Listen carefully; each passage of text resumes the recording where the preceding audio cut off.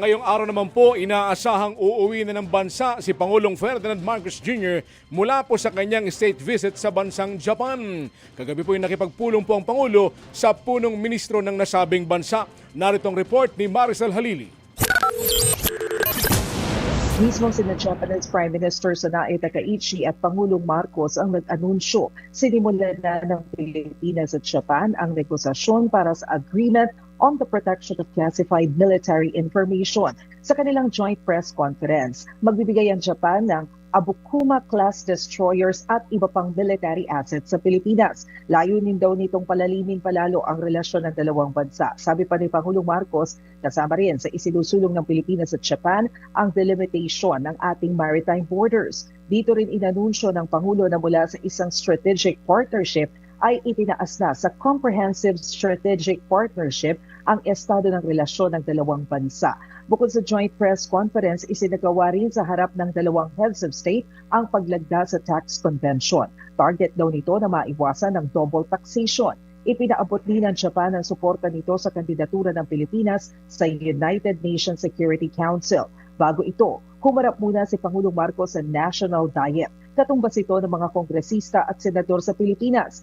Kasabay ng napapalapit na anibersaryo ng arbitral ruling sa West Philippine Sea, binigyang diin ang Pangulo na nananatili ang paggalang ng Pilipinas sa sovereignty at territorial integrity.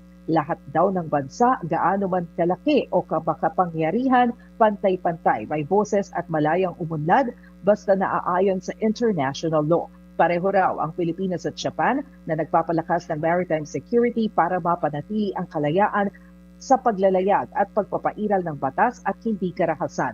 Narito ang bahagi ng talumpati ni Pangulong Marcos. As maritime democracies, the Philippines and Japan are committed to strengthening maritime security and ensuring that our seas remain open, secure, and governed by rules, not by force. The Philippines remains at the forefront of upholding a rules-based maritime order. Mga kapatid, patuloy po kayong tumutok sa 105.9 True FM para sa totoong balita, impormasyon, music, and entertainment. Mag-subscribe sa aming YouTube channel at podcasts. At sundan nyo rin po kami sa Facebook, Instagram, X, TikTok sa True Network PH. Bisitahin din po ang aming website, truefm.ph at panoorin kami sa True TV Signal Channel 19. Kami po ang 105.9 True FM. Laging true sa'yo, kapatid.